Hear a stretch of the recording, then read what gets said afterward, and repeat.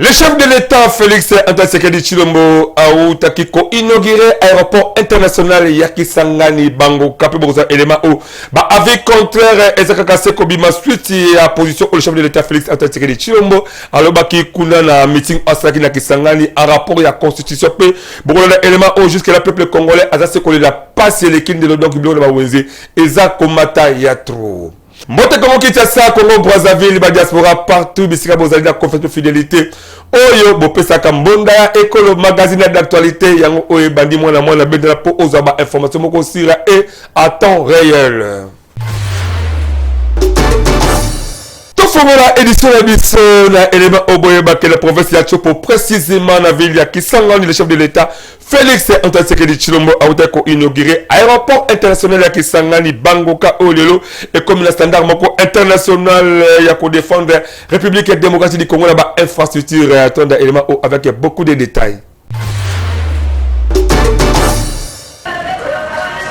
Ndeko ya Congo kaka ndenge boza komona mokozi ya mboka aza kokata riban symbolique bondi melangai ke eza kolakisa inauguration ya infrastructure ya sika aéroport international de Kisangani Bangoka. Le président de la République Félix Antoine Tshisekedi Tshilombo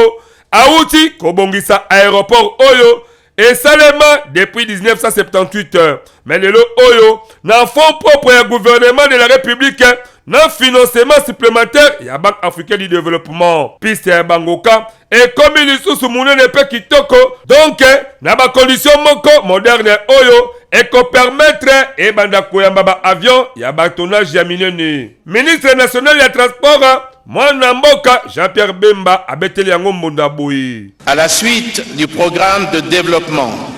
local des 145 territoires, son Excellence Monsieur Félix Antoine Tshisekedi Tshilombo, président de la République, chef de l'État, avait pris l'engagement dans sa vision de développement et de désenclavement du pays de relier l'ensemble du territoire national, notamment par les aéroports. Ainsi, la réhabilitation des chaussées aéronautiques et du terminal passager de l'aéroport international de Kisangani Bangoka résulte de la seule volonté du président de la République dans sa vision de doter notre pays des aéroports modernes et répondant aux normes de sécurité internationale en la matière. Aujourd'hui, nous ne célébrons pas seulement l'avènement d'un projet d'envergure, mais nous posons également une pierre angulaire pour l'avenir de cette province et de notre pays. Cet aéroport, qui sera un véritable carrefour aérien, symbolise notre engagement à améliorer la connectivité, à favoriser le désenclavement et à promouvoir le développement économique de notre belle province de la Chopo et au-delà. Bondi Melangaïke, terminal passager, ya aéroport ya Bangoka, et vraiment, valeur moko kitoko, selon la norme internationale, ya aviation civile. Comportement nyoso, et comme kitoko, sécurité kutu, côté wala vana na okimia pe, nyoso, bondi melangai kakake, et comme na norme moko internationale. Dispose en ce moment la meilleure piste d'atterrissage du pays et d'un terminal passager remis aux normes et standards internationaux capable de répondre aux enjeux des transports aériens, tant national, régional que même international, et de porter avec une qualité de service capable de produire les flux de quelques 110 000 passagers par an. Aéroport international de Kisangani Bangoka et comme lelo oyo parmi ba aéroport oyo et qu'on défendre République démocratique du Congo na basanza oyo ezakoya en tout cas boyeba ke ba aéroport ebele ya République démocratique du Congo pe et kokoma na standard oyo batravo ya aéroport international de Njili bondimela ngai ke yango ekobanda na ebandeli ya mvula oyo eza koya yango bebiso tobetisi kaka mbonda. Totikalaka la ville ya Kisangani, le chef de l'État Félix Antoine Tshisekedi Tshilombo azwaki taya kosolola na bandeko ebele lokola ba députés provinciaux, ba étudiants, ba chef coutumier et autres asilisaki masolo na ye mingi la parade militaire oyo asalisaki kuna na bandeko la ba FRDC toza élément au signé Abigail. Mwana ya Congo mutu akosa bino te mokozi ya mboka asalaki ba audience ebele na Kisangani na ba série ya ba audience bondimela ngai ke ayambaki ba force vive ya Chopo ayambaki collectif ya ba députés provinciaux ba eli oyo ba exposaki epai ya chef de l'État ba problème oyo bazala ngopo na ba fonctionnement ya ba parlement provinciaux na ba problème oyo eza ko toucher population. Président de la République a solo la kipe na coordination estudiantine ba étudiant ya université ya Kisangani na ba formation locale batalisaki mokozi ya mboka ba préoccupation na bango lokola paiement ya ba frais académique ezala bongo na franc congolais ke efuta makala ba dollars américains basengi pe na mokozi ya mboka atongela bango homme ya ba étudiant. Les chefs de l'État azaki pétant ya kosolola na ba chef coutumier mbole na lengola et surtout que ba communauté oyo mibale ba koma ko vivre lokola pukuna nyawu na ba chef traditionnel oyo le président de la République asengi na bango basilisa ba mobulu wana ya ba conflit ba pesa avantage ya ko vivre na bomoko et surtout que force ya République démocratique du Congo eza na ba diversité culturelle na tolérance pe na différence. Mokozi ya mboka alingaki ayamba nkondo Emmanuel Asani tango azalaka na bomoi. Malheureusement auti kokufa basanza o eleki mais azalaki honoré na famille na ye oyo ayambaki bango na audience avec impact na idéologie. Avant alongwa Kisangani moto akosa bino te bondimela ngai mokozi ya mboka depa akendaki na camp général Baouma kuna akendaki na mausolée ya général Baouma po na korondre ye ba hommage na qualité na ya commandant suprême ya FRDC. Le chef de l'État asalisaki parade ya munene ya côté ya ba soldat baebake bazala devoir sacré ya ko défendre patrie. Bino moko boyoka ndenge nini abetsaki mbonda natondi bino botondi nasengi bino kaka o nalobi wana makasi na mosala nkolo abatela bino tokomona na lisusu na kozonga awa biso pe mbonda ekolo tobetisi kaka mbonda. Actualité a toujours dominé la révision to changement la constitution projet voilà et ça ko beti sambona makasi et pe ba congolais ebele en tout cas ba avis et ça vraiment divisé et surtout que le chef de l'État Félix Antoine Tshisekedi Tshilombo a posé à qui clairement volonté na ya ko changer masolo ya ngonyo sur le bama kiliboso ya ba congolais la kisanga na meeting oyo asala ki tolona ndenge résumé nango en quelques lui les a kopesa mala ba réaction oyo ba congolais ba lobby de partout. Mwana ya Congo bondi melanga ike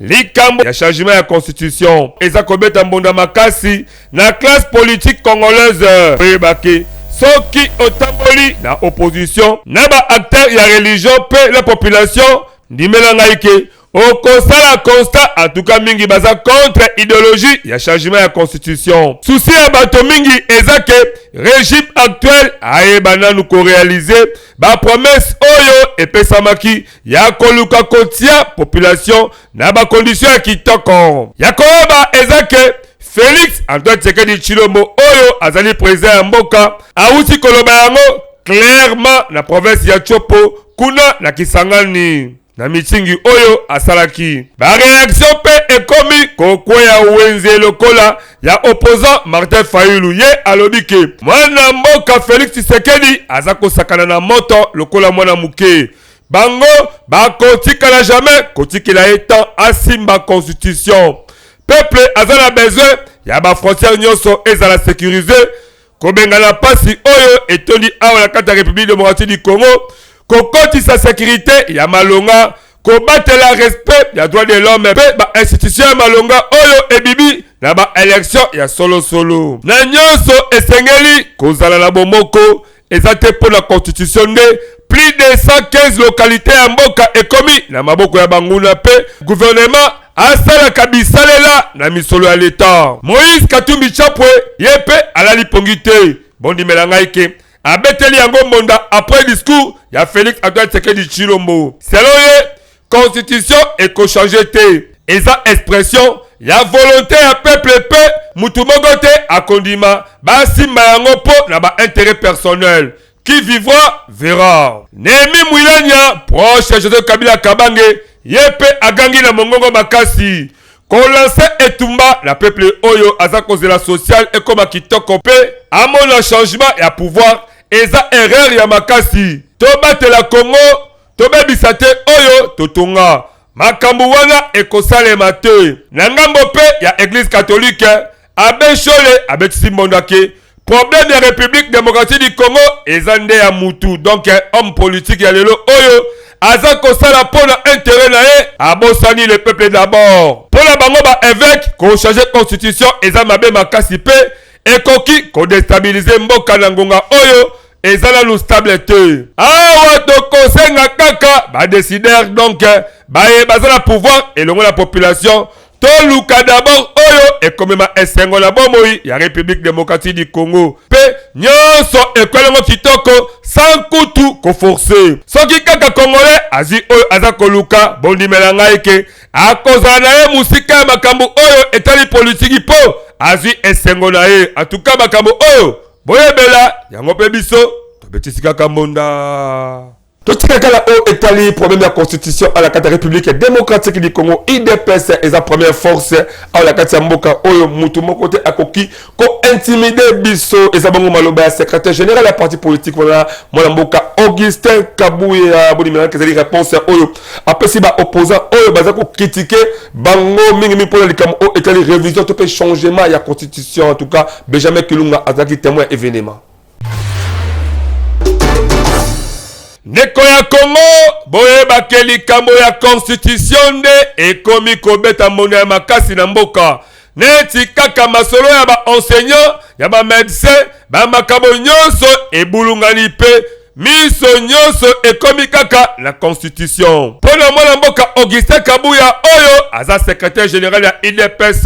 na conférence moko oyo auti kosala aza kobetisa mbondake mutu moko te akoki ko intimider bango aza ko insister ke IDPS oyo eza fondé na l'effet Tshisekedi wa Mulumba eza ko jouer rôle moko ya makasi na ba promotion ya ba valeur démocratique pe ya gouvernance na mboka oyo na ndenge ya batation ematiba acteur politique ebele pour la révision to changement ya constitution Augustin Kabuya aza kosenga masolo oyo ekotonga mboka entre ba parti prenante pour la koluka kolonga ba situation sociale na économique ya mboka bondi melangai ke alakisi ba misala oyo IDPS asali depuis akoma la pouvoir surtout na ba effort oyo baza kosala ya koluka ko améliorer vie ya ba congolais pe ko renforcer ba institution démocratique pour la IDPS souci eza ya ko garantir ba intérêt ya peuple congolais dossier oyo eza à suivre yango bebiso tobetisi kaka mbonda bango bazali ba champion au etali mingi social à la carte république démocratique du Congo zali fondation Jonathan Sango à travers FJS devise yeba question zali ko contribuer na 500 fois congolais par jour na fin de l'année au iskali mikolomike on se retrouver kitoko elongo na libotano élément signé Wilfried Samba. Ndeko ya Congo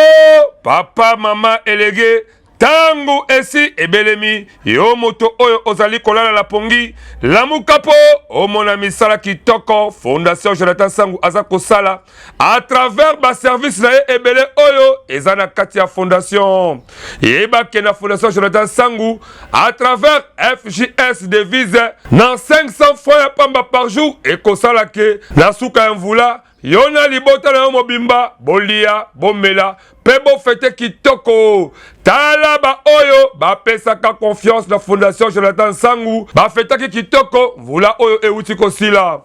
nde biso ba mama to sepela ki to sadere na kati to komi ko pesa ka mbongo chaque jour nde moto na moto ndenge asepelaki kopesa. Avantage nange ezali parce que na musala nanga ezosala mwa makambo ebele moto omona kaka biloko eza mibale misatu na mesa biloko moke boye me na nsima nango makambo ebombama ya mwa mingi. Réunion oyo ya fondation mpo namona baninga nde bakotaki basali bazwi biloko yango ngai mpe nabakinga mpe mpo nameka na mpe nakota yango nakoti nde namoni ekende bien. Ebongo na cadre ya baformation wana kutu lala na yo pongi ya babebe po baformation eza ebele lokola make-up na misala ya ndenge na ndenge na oyo etali kozwa mosolo mpo na yo moto ya mombongo ndimela ngai ke soki kaka okoti kuna nyonso ekozala. Je vous informe que soki yo telemi te mosusu aza te biso nde toya bana ya Congo yo na nga tokosala ke tozala bien. Tangu tolobaki na projet FJS devise kuna tolobaki bongisa bonane ya bana pona yo mutu ya tembe yaka le 24 décembre ya même année otozali yaka yo moko omona bimona meso ekosala yo bien. Pona kozwa bango ndimela ngai ndeko ya Congo benga bango kaka na ba numéro oyo pe bakoyamba yo avec impact pe na idéologie na fondation Jonathan Sangu. Pona nyonso ya social yebake oza mobimba. Fondation Jonathan Sangu yonde mosungi ya peuple congolais. Fondation Jonathan Sangu congolais andimi yo avec impact na idéologie yebake misala na yo emonani. Problème quoi ils allaient menacer actualité, problème Italie, révision, topé, changement de la constitution, FCC famille, à Mboka, Joseph Kabila Kabange, ancien président république démocratique du Congo, en tout cas mon numéro qui bazali vraiment contraire à vie au Mboka Félix Antoine Tshisekedi à le baki donc bango balobi qui ba boakisi ba allégation surtout parce que le peuple a mobilisé pour na ko barrer route de manière que changement topé révision constitution et ça les matériaux éléments on ba force détail. La déclaration de bango, il y a dimanche le 27 octobre 2024, mwana Congo boye bake FCC azako boya la motema moko pe azako bokisa ba raison oyo le président Félix Tshisekedi a aussi koloba po na ba réforme constitutionnelle pour la bango constitution oyo eza fruit ya ba étranger te pe ya ba belligérant te mais ezande mbuma ya misala ya batu ya maele donc plus de 100 Congolais basangalaki na cadre ya pacte ya San City. Makanisi oyo le chef de l'État eza ya koluka kobebisa consensus national ya San City. Baza ko dénoncer manœuvre oyo régime en place aza koluka po adindama na pouvoir na nzela ya kosimba constitution. Bango bondimela ngai ke batelemeli yango na motema moko. Basengi na ba force politique pe sociale nyonso ba se mobiliser pe ba mobiliser peuple po ba telemela projet ya changement ya constitution pour la bango FCC peuple aza capable ya kotelema lokola mutu moko po na ko défendre ba droit légitime ndenge ekomi menacé na cadre ya rappel esengeli boye bake IDPS ne aza na boule ya ko changer constitution pe le chef de l'État Félix Antoine Tshisekedi Tshilombo auti kolakisa volonté nango na mitingi oyo auti kosala la province ya Chopo précisément la kisangani dossier oyo eza à suivre yango pe biso tobetisika kambonda. Vital Kamerhe, président de la Chambre basse du Parlement congolais, bon numéro qui a outi la président de la deuxième assemblée générale de conférence des présidents, il y a l'Assemblée législative africaine, et aussi que c'est la Accra capitale, il y a Ghana, dans le discours, il y a insisté na Bomoko, il y a Africain Pona Bolam où il y a peuple à l'obélipé, agression rwandaise, il y a la partie est de la République démocratique du Congo, tout ça va détenir un élément. Je suis ici porteur d'un message clair, celui du rapprochement des peuples à travers une collaboration interparlementaire renforcée dans le but de forger nous-mêmes des solutions communes et adaptées aux défis auxquels notre continent, l'Afrique, fait face. Dans le cadre de sa nouvelle diplomatie parlementaire, l'APF accorde une attention particulière aux crises dans l'espace francophone. Au moment où je prends la parole devant vous, mon pays vit un véritable désastre humanitaire dans sa partie est, où l'on enregistre des morts et des déplacements massifs des populations. Dans la quasi-indifférence des pays frères d'Afrique et du reste du monde. Ce qui est un problème purement spirituel, physique, qui m'a pas les grands chefs coutumiers, Ibrahim Cham, c'est autrement dit, plan à Kosovo, pour que ça soit de manière que, aux solutions dans Zela, Yabakoko. Mbote bankolo, mbote bankolo, mbote kieno bankolo, mbote biaka bankolo, lubola baka mafunda.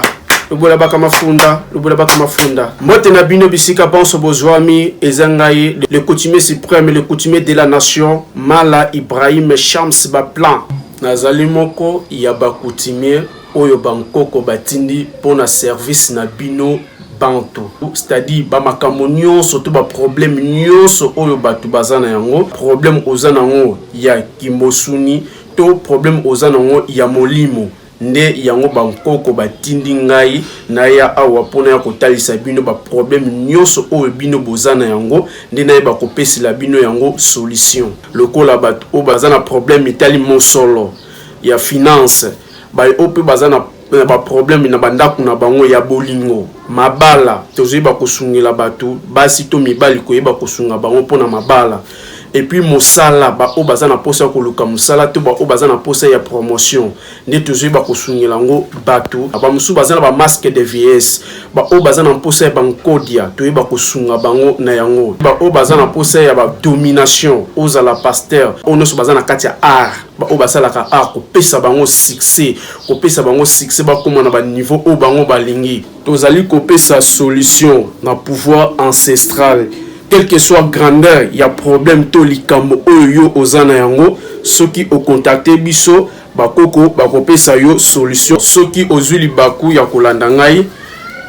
o contacter nga na numéro nyonso ezawana na barre d'écran tant o contacter nga okoyeba kozwa solution ya makambo oyo ozana yango ezalaki ya bino le coutumier Mala Ibrahim Shams autrement dit Baplan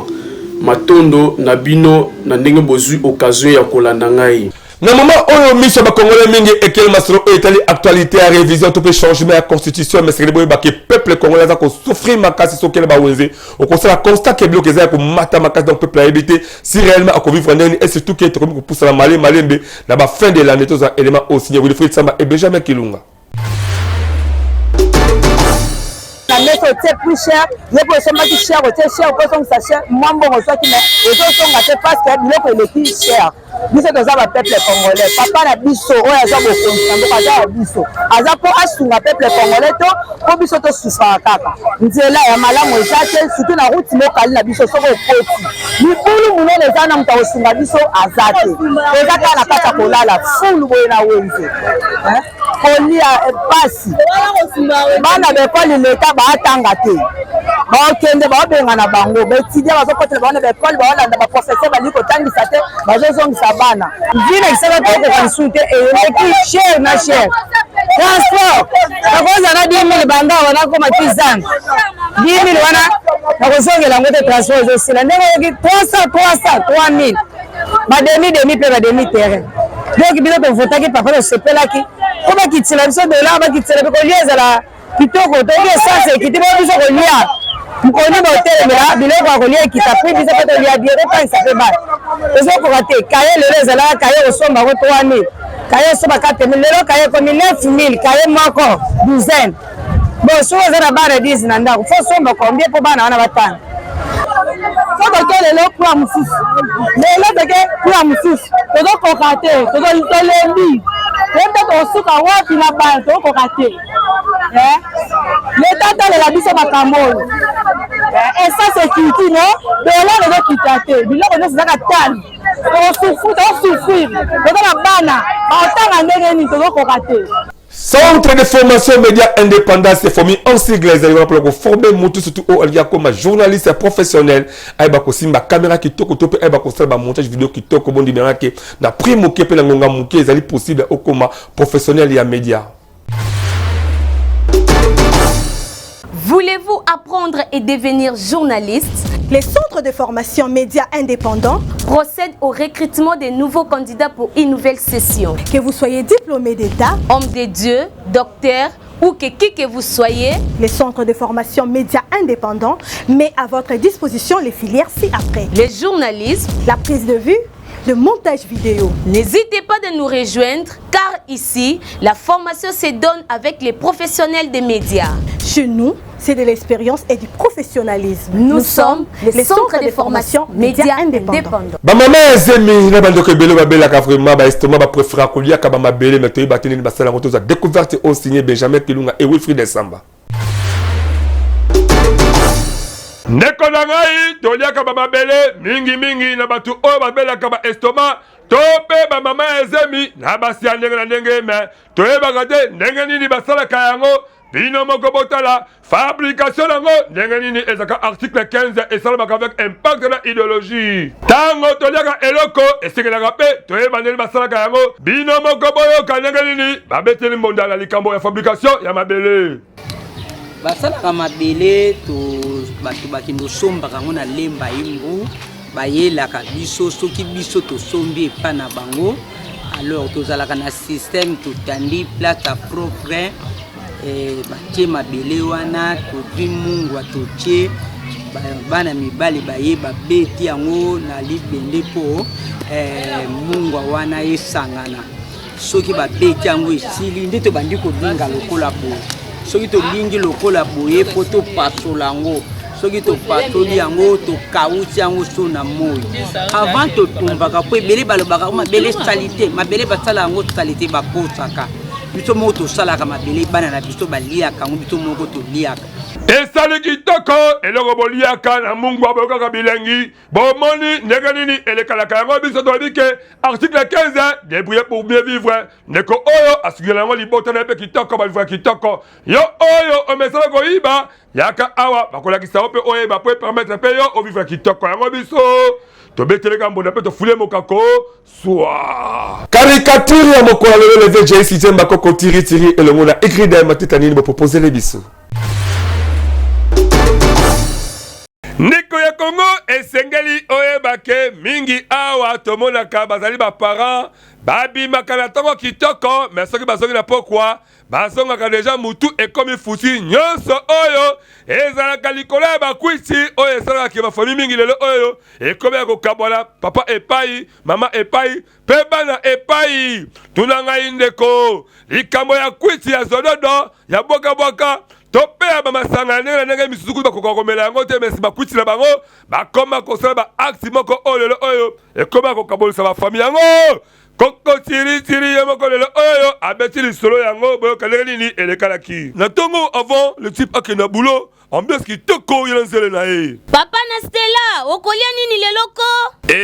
sala kaka sauce mama na Stella sauce ya bien oyebiki nga lingaka mingi biloko mwamba mama na Stella pe atikalaki ayebiki papa na Stella akei bulo alambele susa mwamba ndenge alingaka mais na retour mawa trop papa na Stella azongaka méchant papa na Stella boni boye yo penza kaka bakwiti na bakwiti tala yo nani a permettre au contrôler nga mama asia melingo ya zela la fina yo zoba ya mwasi malaboko le petit bikendo kuna na kwena akimi mangwe pe koko tiritiri po abetela l'histoire oyo auti komona yo ka le petit mikendo viens tiri donc abimaka ok azobaka kao oyo ritme nini viens lubana luko yo kaye moko le viens tiri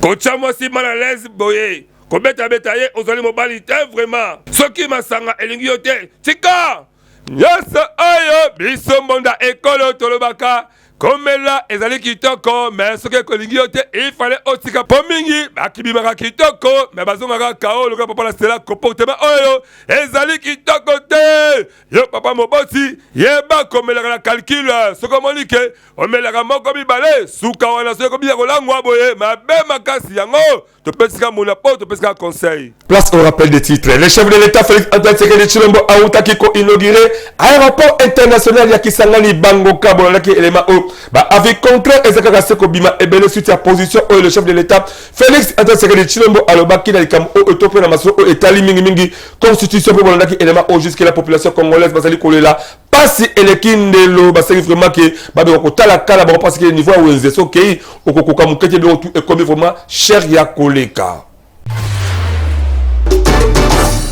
Merci de votre fidélité au pesa kibiso uta ebandeli kino suka ya journal na mon kola lelo boye bakesima kabela bisala kitoko ya mwana mboka Wilfried Samba boye bakazaki assisté na mwana mboka Benjamin Kilunga édition simamaki epa Abigail Bayinu pour réalisation montage ya mwana mboka écrit dans Mateta à la présentation maintenant ça termine toujours continuer qu'on s'abonner massivement à la chaîne YouTube de Monda école officielle et en plus activité la bino ya ndenge nyoso bobe na biso to ko sala to to ko zwango to peut le qui sont la télévision la chaîne et belle ezali partenaire ya Monda Écolo magazine d'actualité. Mbote pour la biso kitoko na basa kitoko na ba jeune kitoko ba pita ko festa fidélité surtout ba ndeko na biso bozala kata pour to continuer toujours continue la biso ba information ba ko permettre que congolais aeba ndenge ni mboka da ezali ko kende ce colos azongi tete kutala prochainement na édition musu ya sika je vous aime beaucoup plus bye.